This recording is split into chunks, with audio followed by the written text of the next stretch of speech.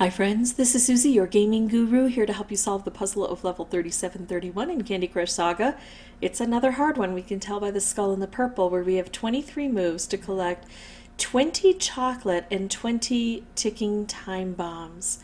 We don't have chocolate or time bombs on the board naturally, and we don't have any dispensers to give us those. They're actually called candy cannons. I don't know. I call them dispensers. It's just so much easier. And so, what we have to do is we have to use these lucky candies because lucky candies always correspond directly to order fulfillment. The problem is these are bad things to have on the board, right? I mean, chocolate is a blocker and ticking time bombs. If we can't remove them, we're in trouble. So I see that there's a portal system, and I have to figure out where those portals are dropping in. Are they just here, and are they all cordoned off by this area, or are we going to be able to get them into a better spot for ourselves? We've got wrapped candy and striped candy dispensers here. I could do this right away, but I don't know what those ticking time bombs are set at. I'm going to hold off just a bit. I'm going to see what progress I can make over here.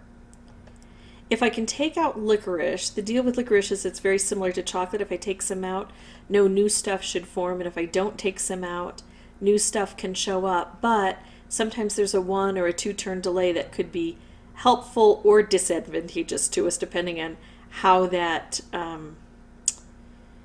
delay works out. Is it delayed after we make the move? Is it going to delay becoming effective, or after we take it out, is it going to give us a break and give us a 1 turn opportunity to make more movements? Yet to be seen, and I'm not doing a very good job of even opening this up, so yikes and yuck. Let's try to work on that. Okay, so we are going to blow things up here, and we're taking out licorice, so now that gives us a better opportunity to reach through here if we can while there's nothing coming down. Now there is stuff coming down, unfortunately. Let's open this up a bit. Look at this. We're going to get a nice stripe along here and along here. Nothing showing up. Let's find out what our ticking time bombs are set at. Okay, set at 15, I think, or 14, but I think a turn elapsed. Oh, look, I can get through to there, and that blocks everything. The chocolate, when it's there, gets totally blocked, although it's blocked here too. This to me is harder than hard. I think I'm going to have to rely on the stripes and wraps a lot more heavily than I did this time round, and really just kind of work on this area through here. So that's going to be my new strategy for this level. I'm going to pause the recording. I'm going to come back with a new board. I'm not going to have the microphone on since I've developed the strategy now that I intend to use. Focus on this area here. Thankfully, the chocolate all kind of grows. Unfortunately, I don't think when it grows, it collects those ticking time bombs for us. That's usually something that happens when chocolate consumes something. It gives us the benefit. It doesn't. So that's actually a bit disadvantageous. Once we are able to collect all of the chocolate, though, no more chocolate should be able to be garnered from these lucky candies. Any that's already on the board can still produce. I think what would be super helpful on this board is if we end up getting a reshuffle. So if I have the opportunity to try to set up a reshuffle, like if I've got 2 options on the board and one gives me a definite play for the next turn and one doesn't give me a definite play, I'm going to go for the one that doesn't give me a definite play in hopes that I can get a reshuffle. That might be a strategy to pursue. Specific circumstances need to be met, but I'm still going to try that, and I will bring back the microphone when I have something new or important to say.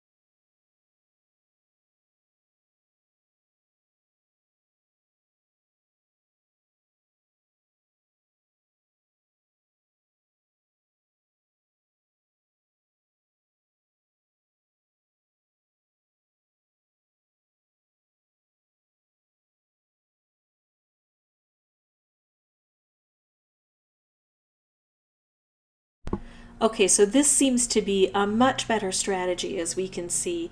Trying not to open up these areas too early. I do have one that's a bit difficult now, but making as much progress as I can right along this little area here, really hitting it hard with combos that I can make. Maybe.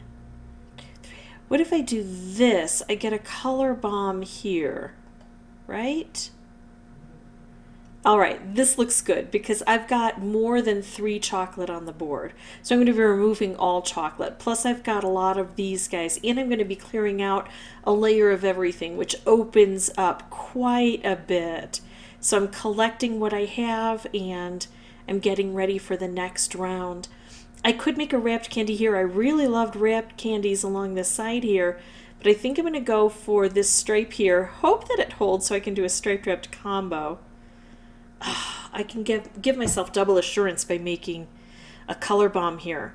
When it gets struck, it will take out the most prevalent color. And if that happens to be orange, I've got a lot of orange that are already there. I think I have to take this. This is probably enough to do it, but this is better. And I've got the move, so why not take them? Even if this just blows up, I'm still in a good position here. So let's go ahead and do this because it's just the best thing that could happen. Lots of activity. Even though I could probably have finished this earlier, I used the number of moves that I had left to give me so much more assurance, just that everything would go my way. So that's how I beat this level. Definitely focusing on that cradle there and the lower portion was what really turned things around for me. If this was helpful, I'd ask that you consider liking and subscribing. If you have any questions or comments, please put those below. And as always, thank you so much for watching. Bye-bye.